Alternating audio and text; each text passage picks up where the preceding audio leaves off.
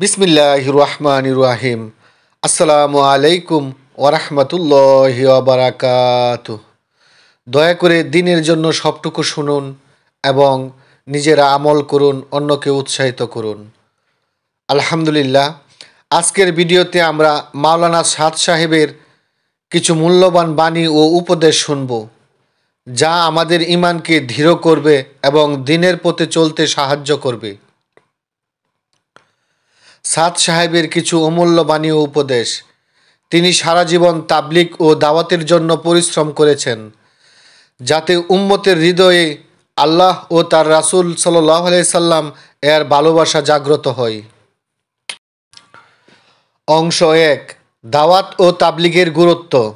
মাওলানা সাদ সাহেব বলেন, আমাদের দাওয়াতের উদ্দেশ্য হলো মানুষের অন্তরে আল্লাহ মুহাব্বত তৈরি করা। দাওয়াত শুধু মুখে বলার বিষয় নয়, বরং নিজের জীবনের আমলের মাধ্যমে দেখাতে হবে। রাসূল সাল্লাল্লাহু আলাইহি সাল্লাম সর্বপ্রথম তার পরিবার, আত্মীয় স্বজন ও কাছের মানুষদের দ্বীনের দিকে ডাকতে শুরু করেন। আমরা যদি আমাদের সন্তানদের ভালোভাবে দাওয়াত দেই, তাহলে সমাজ বদলে যাবে। নসিহত: তুমি যদি দ্বীনের কাজে সময় দাও, তাহলে আল্লাহ তোমার দুনিয়াবি কাজগুলো সহজ করে দেবেন। দাওয়াতের কাজ শুধু আলেমদের জন্য নয়, বরং প্রতিটি মুসলমানের দায়িত্ব। অংশ ২, নামাজ ও আত্মগঠনের গুরুত্ব। মাওলানা সাদ সাহেব বলেন, নামাজ শুধু ফরজ আদায়ের জন্য নয়, বরং এটা আল্লাহর সঙ্গে সম্পর্ক তৈরির সর্বোত্তম মাধ্যম। সফলতা শুধু নামাজ পড়াই নয়, বরং নামাজের মাধ্যমে আল্লাহর কাছে কান্নাকাটি করা। যে ব্যক্তি নামাজে মনোযোগ দেয় না, সে আল্লাহর রহমত হতে বঞ্চিত। মাওলানা সাদ সাহেবের এই কথাটি অত্যন্ত গুরুত্বপূর্ণ। নসিহত: 5 ওয়াক্ত নামাজের সঙ্গে তাহাজ্জুদ পড়ার চেষ্টা করো। তাহাজ্জুদ তোমার জীবনের সব সমস্যার সমাধান এনে দেবে। নামাজে কখনো দেরি করো না।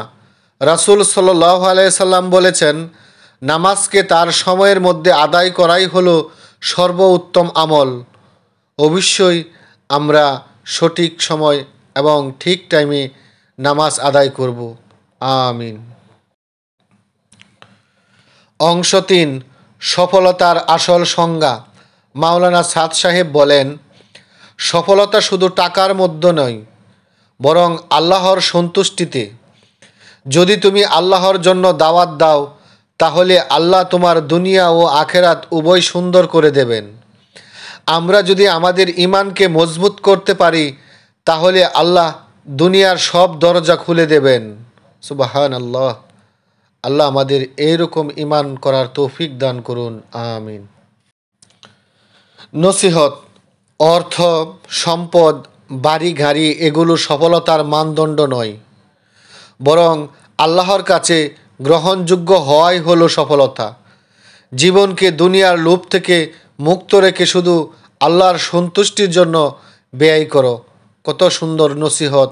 আসুন আমরা হযরত মাওলানা সাদ সাহেবের এই নসিহতগুলো আমাদের জীবনে বাস্তবায়ন করি। অংশ ৪, দুনিয়ার ভালোবাসা ও আখেরাতের প্রস্তুতি। মাওলানা সাদ সাহেব বলেন, এই দুনিয়া কেবলই পরীক্ষার জায়গা, প্রকৃত বসবাসের স্থান হলো জান্নাত। যদি তুমি দুনিয়ার লোভ ত্যাগ করো, তাহলে তোমার অন্তরে প্রশান্তি নেমে আসবে। আল্লাহর পথে চলতে কষ্ট হবে, কিন্তু এর প্রতিদান জান্নাতের অনন্ত সুখ। সুবহানাল্লাহ, সুবহানাল্লাহ, সুবহানাল্লাহি ওয়া বিহামদিহি, সুবহানাল্লাহিল আযীম। নসিহত: আমাদের জীবনের লক্ষ্য হওয়া উচিত আখেরাতের প্রস্তুতি নেওয়া। প্রতিদিন কিছু সময় আল্লাহর জিকির ও ইস্তেগফার করার অভ্যাস গড়ে তোলা। আল্লাহু আকবার, আল্লাহু আকবার, লা ইলাহা ইল্লাল্লাহ, আল্লাহু আকবার, আল্লাহু আকবার, ওয়ালিল্লাহিল হামদ, আস্তাগফিরুল্লাহ, আস্তাগফিরুল্লাহ, আস্তাগফিরুল্লাহ। মাওলানা সাদ সাহেবের কিছু সুন্দর বাণী। আমাদের দাওয়াতের উদ্দেশ্য হলো মানুষের অন্তরে আল্লাহর মোহাব্বত তৈরি করা। যে ব্যক্তি নিজের গুনাহের চিন্তা বেশি করে সে আল্লাহর নৈকট্য পৌঁছে যায়।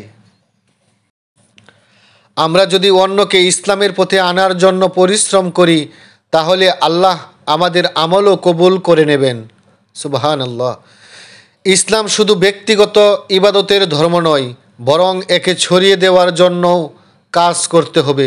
আসুন সকলে ইসলামকে ছড়িয়ে দিই। আমিন। নামাজ শুধু ফরজ আদায়ের জন্য নয়, বরং এটা আল্লাহর সঙ্গে সম্পর্ক তৈরি করার সর্বোত্তম মাধ্যম।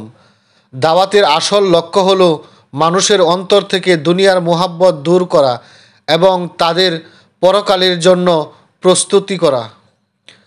যদি তুমি আল্লাহর জন্য দাওয়াত দাও তাহলে আল্লাহ তোমার দুনিয়া ও আখেরাত উভয় সুন্দর করে দেবেন। সফলতা শুধু নামাজ পড়া নয়, বরং নামাজের মাধ্যমে আল্লাহর কাছে কান্নাকাটি করাই উত্তম সফলতা। মাওলানা সাদ সাহেব বলেন, তুমি নিজের পরিবর্তন চাও তাহলে তুমি দাওয়াতের মেহনত করো, কারণ এটা তোমার জীবনের সব কিছু বদলে দেবে। আমরা যদি আমাদের ঈমানকে মজবুত করতে পারি তাহলে আল্লাহ দুনিয়ার সব দরজা খুলে দিবেন। সুবহানাল্লাহ। কত সুন্দর নসিহত। আসুন আমরা ইসলামের পথে এই নসিহতগুলো জীবনে আমল করার মতো গড়ে তুলি। মাওলানা সাদ সাহেব আরও বলেন, যদি আমরা রমজানের প্রতিটি মুহূর্তের মূল্য বুঝতে পারতাম তবে আমরা দুনিয়ার সব কিছু ছেড়ে দিয়ে এই মাসকে ইবাদতে কাটাতাম। কত উত্তম নসিহত। রমজান আমাদের জন্য আল্লাহর এক বড় নিয়ামত। আসুন আমরা সবাই দাওয়াত ও তাবলিগের মাধ্যমে নিজেদের সংশোধন করি, দুনিয়া ও আখেরাতের সফলতার পথ তৈরি করি। উপসংহার: দাওয়াত, নামাজ, আত্মশুদ্ধি এবং আখেরাতের প্রস্তুতির মাধ্যমে আমরা প্রকৃত সফলতা অর্জন করতে পারি। দুনিয়ার ক্ষণস্থায়ী, কিন্তু আখেরাত চিরস্থায়ী। আমাদের জীবনে যেন শুধু খাওয়া দাওয়া ও অর্থ উপার্জনের মধ্যে সীমাবদ্ধ না থাকে, বরং দিনের জন্য কাজ করি।